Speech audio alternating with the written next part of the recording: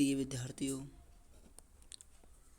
आज हम फिजिक्स में लेसन 2 में लेकर चले हैं। बहुत इम्पोर्टेंट हेडिंग है, समांतर प्लेट संधारित्र की धारिता ये है।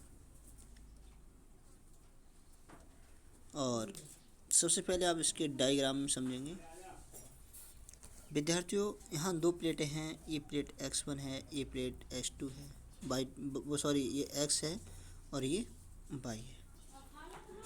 प्लेट x जो है धनावेश है प्लेट x पर, प्लेट y पर ऋणावेश है। और विद्यार्थियों, आप देख रहे हैं इसकी दिशा इधर की ओर है, यानी इस टाइप से है, ठीक।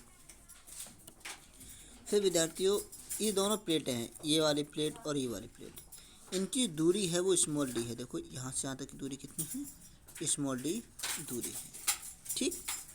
फिर विद्यार्थियों, हम देख रहे हैं यहाँ से ये एक स्प्रिंग आया है, देखो ये, और ये वायु है, वायु से आकर जुड़ा है, ये स्प्रिंग है नहीं है, और ये एक स्प्रिंग है, ये पृथ्वी से जोड़ा गया है, ठीक है विद्यार्थियों।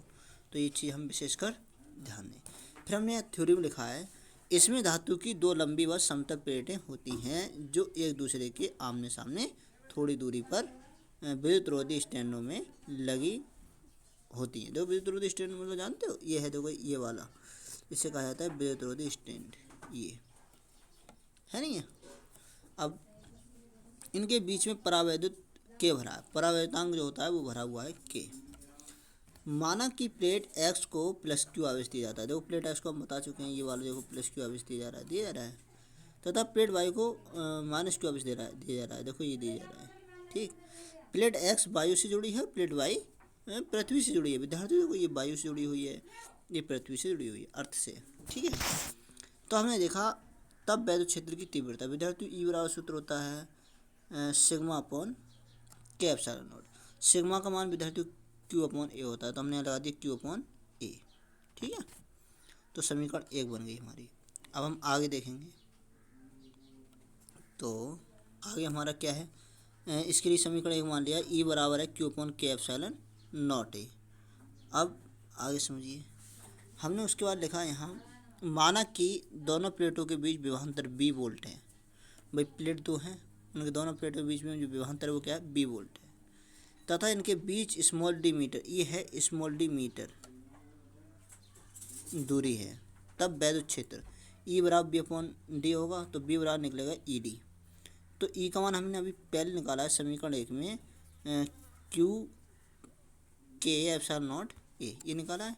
यहाँ पे विद्यार्थी देखो, यहाँ पे डी है, ये दिख नहीं रहा है, इसलिए आपको बता दे रहे हैं। यहाँ से लगा अतः समांतर प्लेट संधारित्र की धारिता, तो सी बराबर होता है आपका क्यू अपॉन बी। तो विद्यार्थियों बी का मान देखो, ये वाला पूरा हमने यहाँ लगा दिया, नीचे लगा दिया, ऊपर आपका क्यू है। तीसरा पद है देखो के एप्सिलॉन नॉट है, वो ऊपर आ गया है, क्यू ऊपर आ गया, नीचे हमारा क्या रह गया, क्यू डी रह गया। क्यू से क्यू हमारा इसमें कैंसिल हो गया है, और यहाँ से क्या बचा, के एप्सिलॉन नॉट ए। समीकरण कौन मान लिया हमने, इसे 2 मान लिया।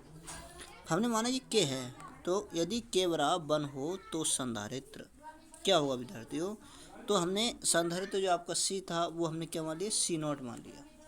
क्या मान लिया, सी नॉट मान लिया। अब हमने सी नॉट बराबर लिख दिया epsilon not a into D, इसी में लिख लिया, इसी में। तो समीकरण इसे कौन सी वाली, 3। अब हमने लिखा है समीकरण 2 को समीकरण 3 से भाग करने पर लिखा है।